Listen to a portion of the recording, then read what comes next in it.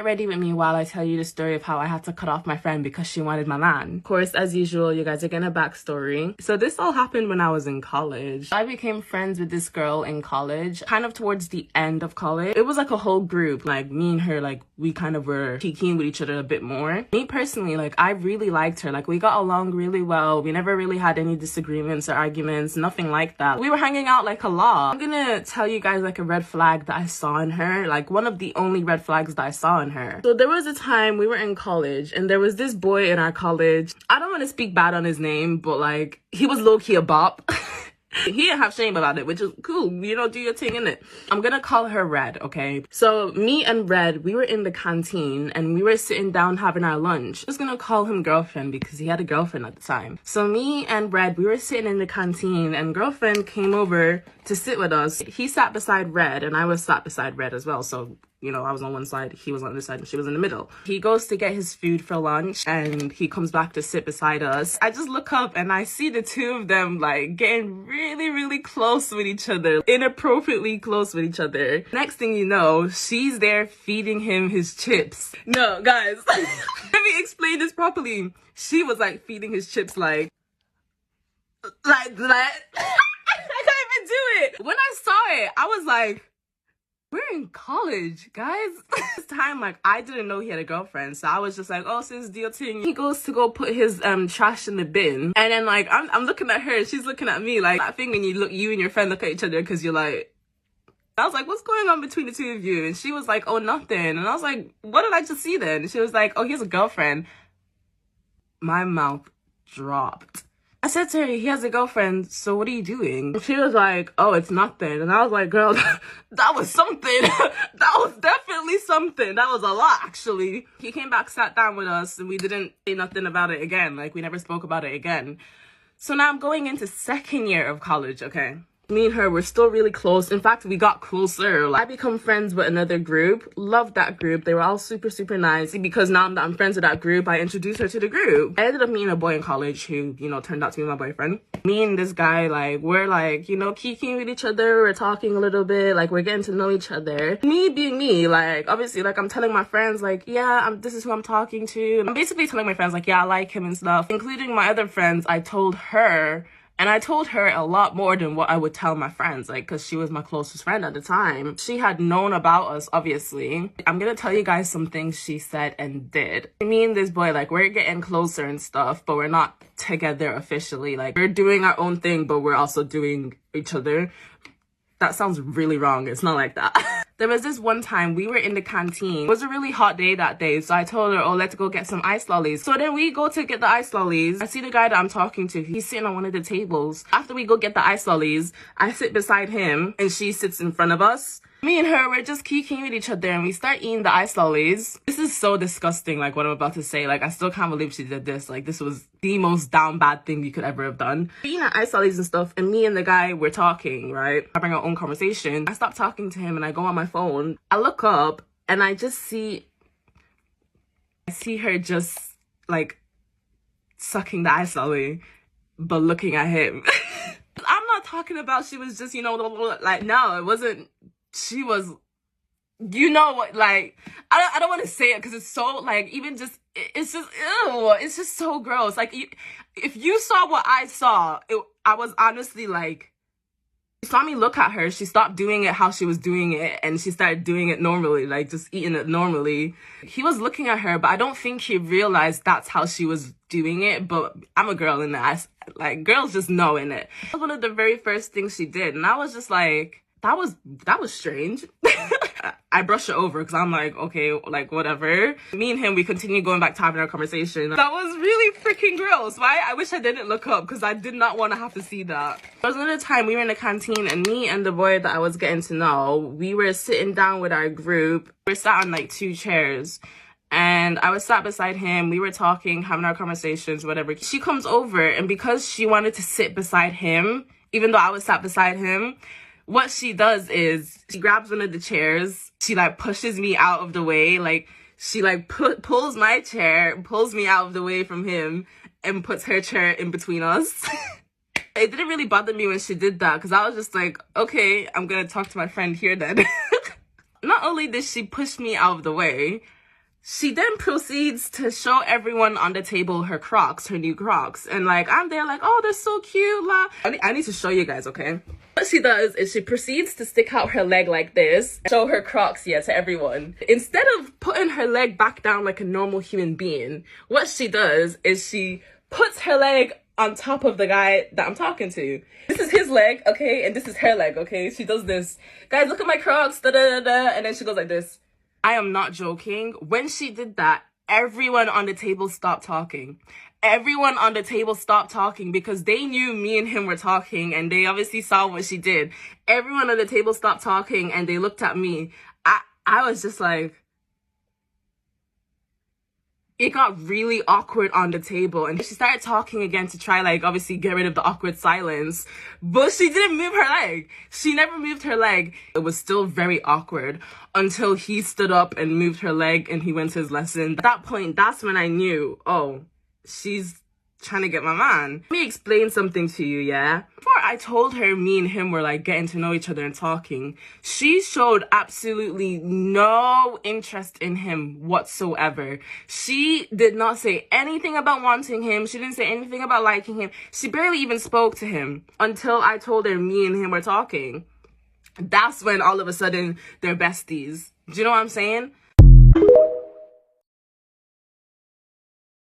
3 years ago, I almost pulled over on the side of the road for a murderer. I did a story time when this all happened, but there's an important lesson to be learned, so I'm gonna say it again. I was either a sophomore or junior in high school, and I was driving home from my friend Sophie's house at like 11 in the morning after sleeping over there. I was driving straight on this road, and I was on the right side, as one should be, and there was a car in the ditch, also on the right side, but facing me. I kept driving like another 40 yards, and then there was another car in the ditch facing me on the right side of the road. I was just like, what the heck? That's so weird, because they were definitely too far apart to have collided and they looked like separate from each other. I kept driving a little bit but at a much slower pace, and I saw some guy, like older man, probably like 60s or something, waving his hands, like looked like he was trying to get help, like waving people down, and I was like, oh my goodness, should I stop? I kept driving and I was like, you know, I'm a 16-year-old girl. I really can't help. Maybe I can call 911. But if I get out and help, there's really nothing I can do specifically to help the situation. But then I was home like 5 to 10 minutes later and I just went on with my day. I told my parents, like I called them the rest of the ride home and told them what happened, so they knew what happened. But then like 2 hours later, my mom had found out that the news was reporting on it. Apparently, some crazy man was intentionally driving his car on the opposite side of the road, running into cars,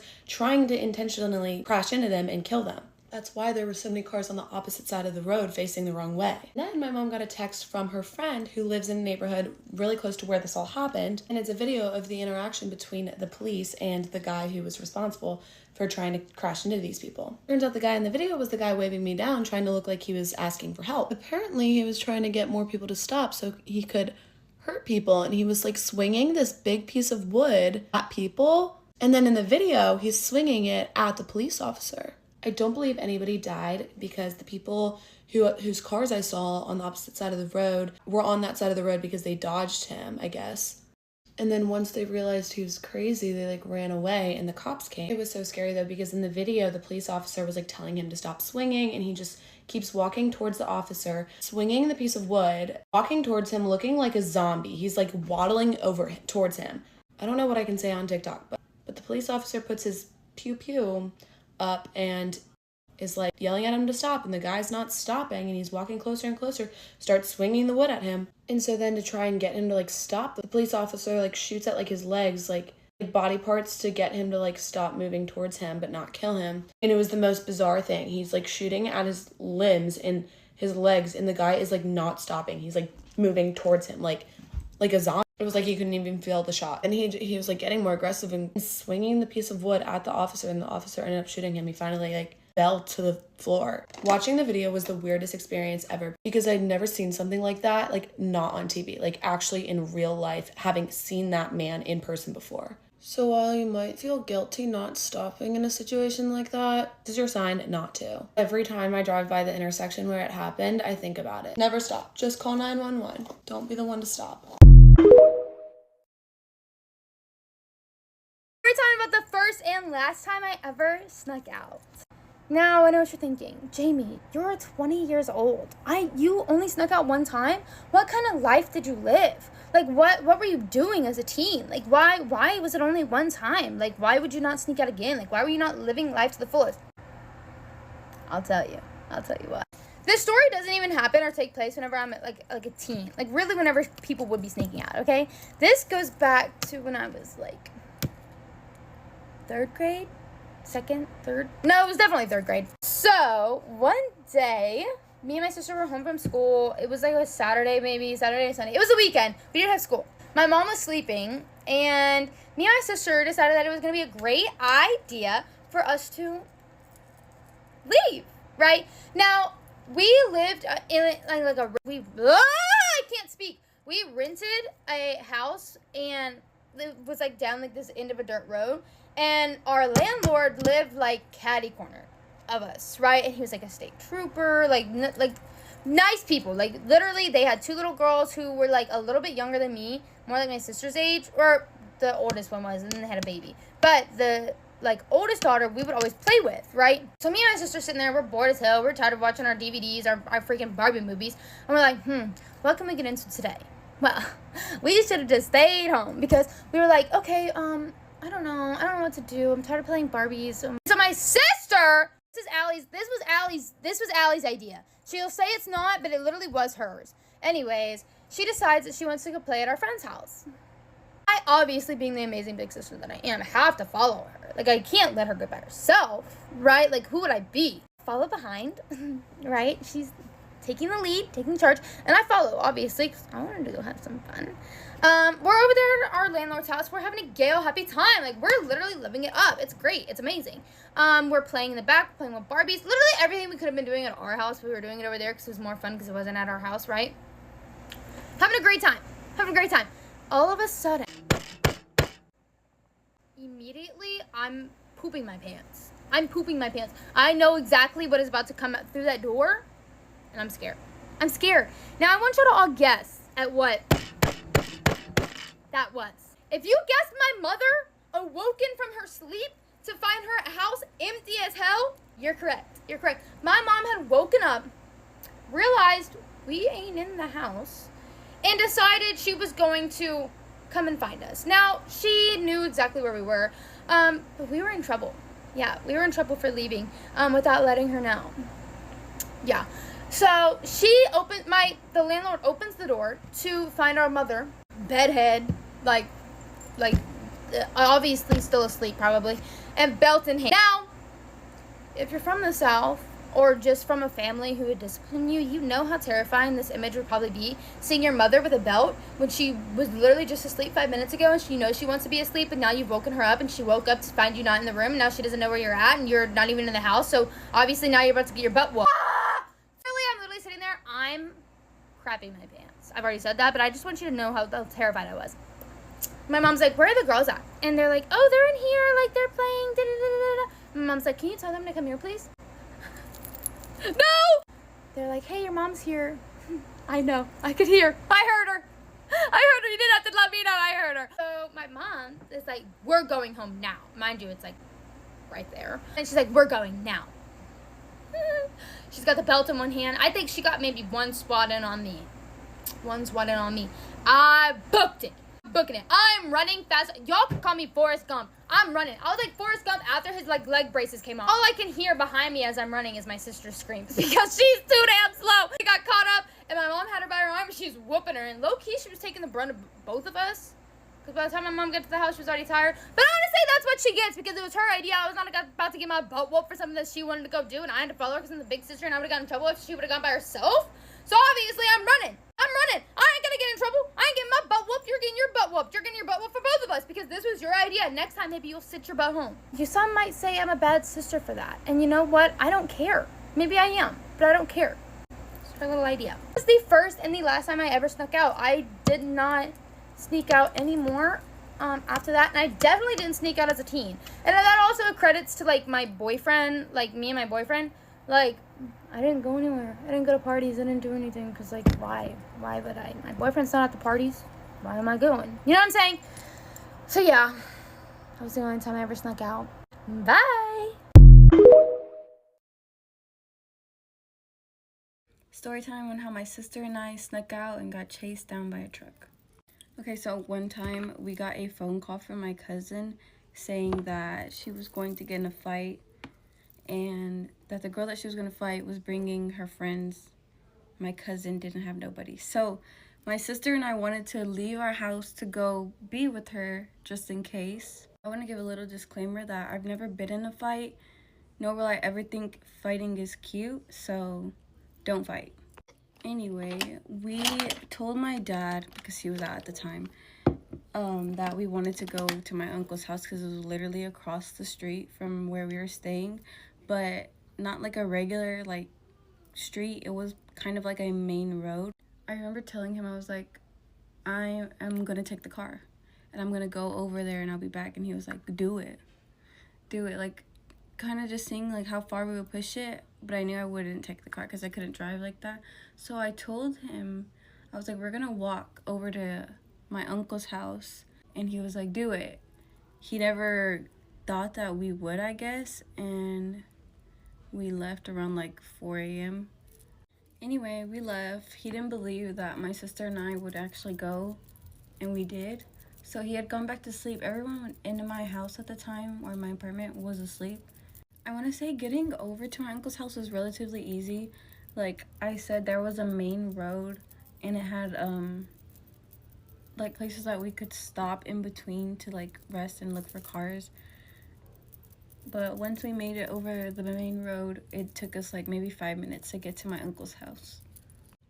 We caught my cousin just in time. I remember when we were walking up, the girls were actually walking up as well, and there was 3 of them and there was only one of my cousin. So we were just watching from the porch because we didn't really know what was going on. We just wanted to be there just in case. My cousin and the girls ended up exchanging words or whatever, but I know that they didn't fight that night, I think, because the girl's mom had came.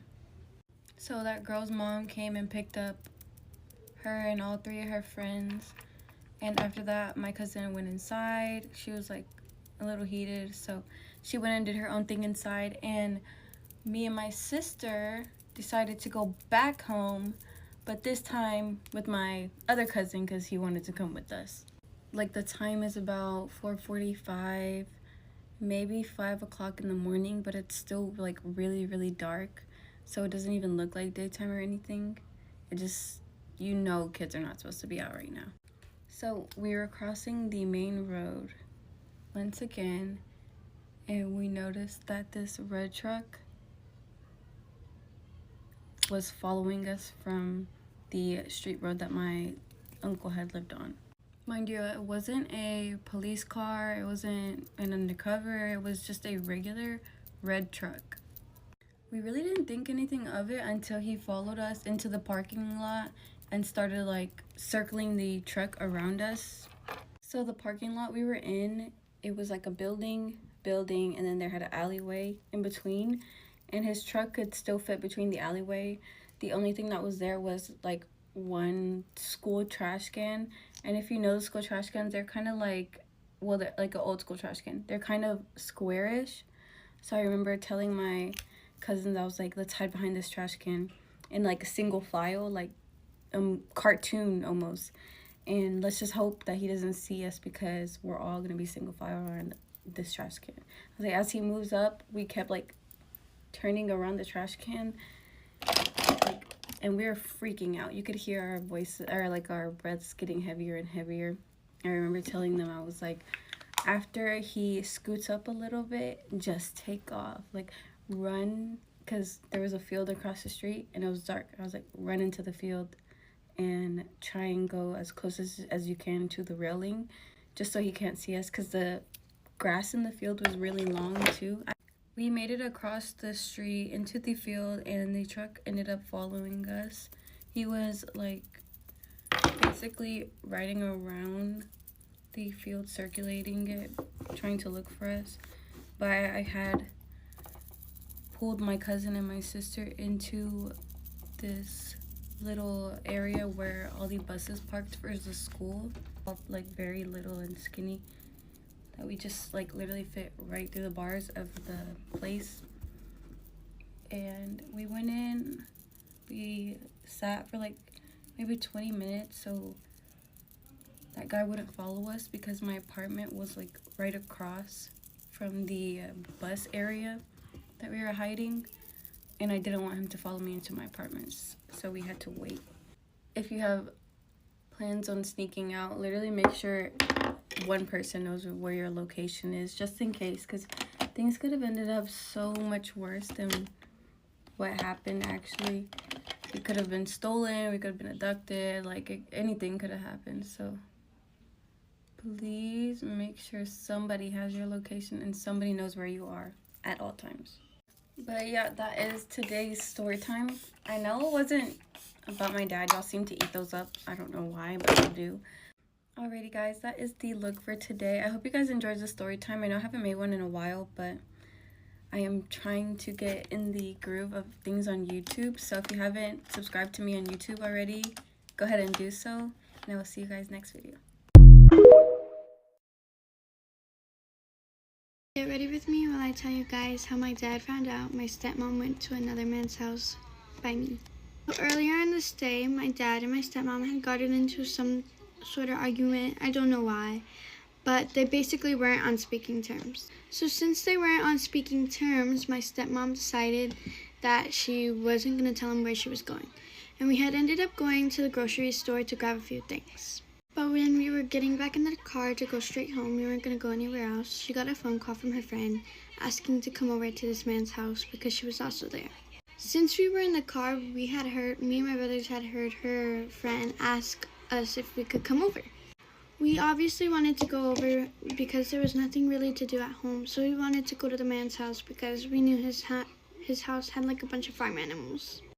My stepmom didn't want to go at first, but we kept begging her and her friend kept begging her, so she was kind of like pressured into it, which is no excuse. But we ended up going home to go put the groceries away, and then we ended up going straight to the man's house.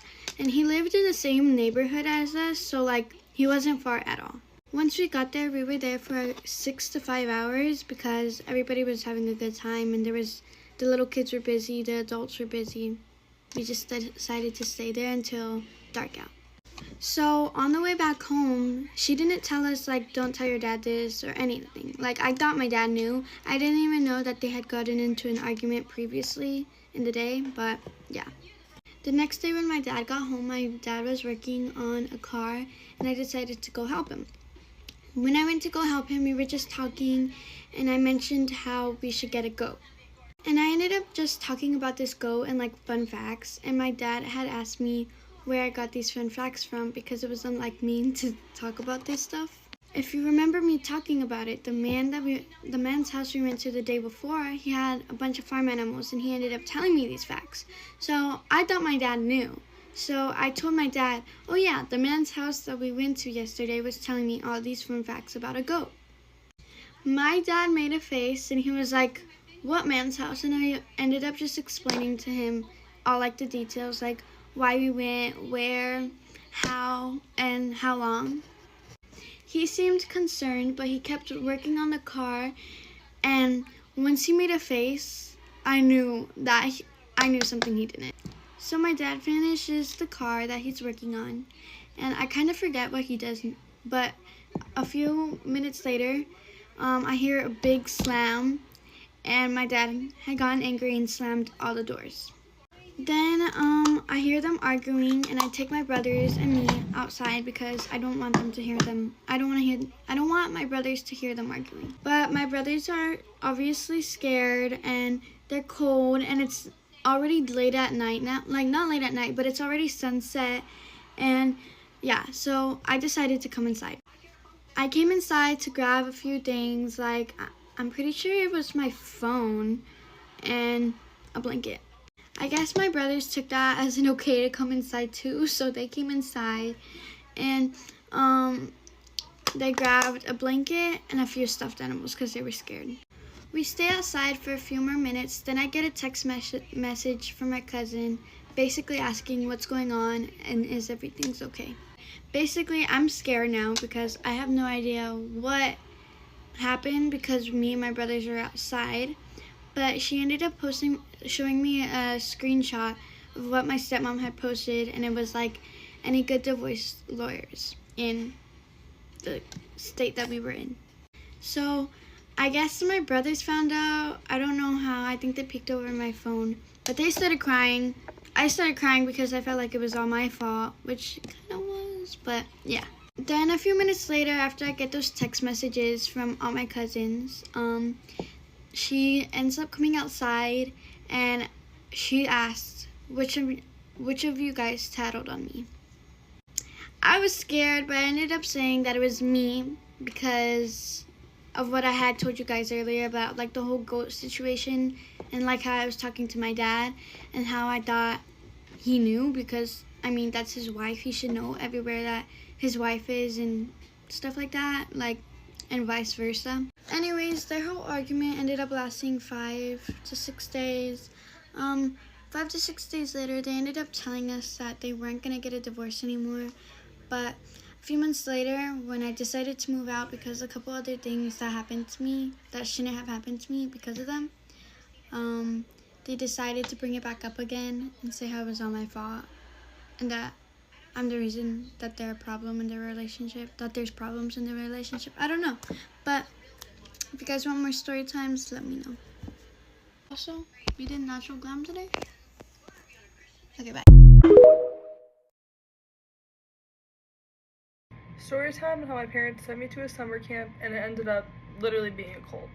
So I literally was in the grocery store today and I randomly remembered this, and I texted my friend who went to this camp with me and I was like, did this actually happen or am I remembering this wrong? Because like there was a certain thing that I'm gonna end up talking about, but I was like, did this happen? Did I dream this happen? Like I remember this happening, but it's been like 8 years, so I don't really remember if it actually happened.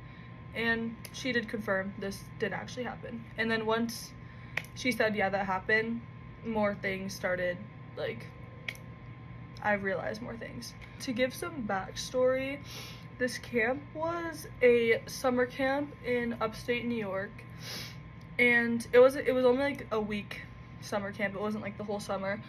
And my brother and sister went to this camp when they were like my age. Me and my best friend, we went to this camp, and let me just say some of the weird things that happened. So first off, we could not walk anywhere without singing like certain songs.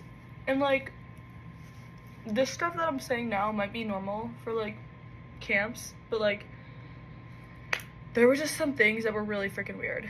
One, you had to be singing or you would actually get yelled at. Like you would get yelled at if you were not singing and if you didn't know the lyrics. And there was like multiple songs that you had to know. So first, that's giving cult a little bit. Second off, every morning they would wake us up at about like 7 a.m. and we would have to pray. And I don't think this was a church camp.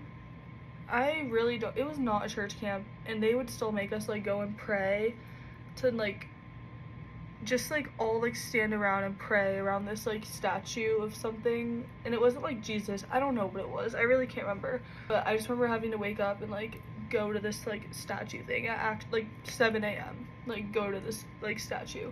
So that was also weird. The main thing that happened at this camp that like is giving cult was the last night. Basically, it was like you made it through camp and like the last night was like the ritual. What they did was once it turned into nighttime, they brought us to the woods. Me and my friend were talking about this and we both don't really remember like exactly what happened, but like we remember like certain things that happened. They brought us to the woods. It was pitch black.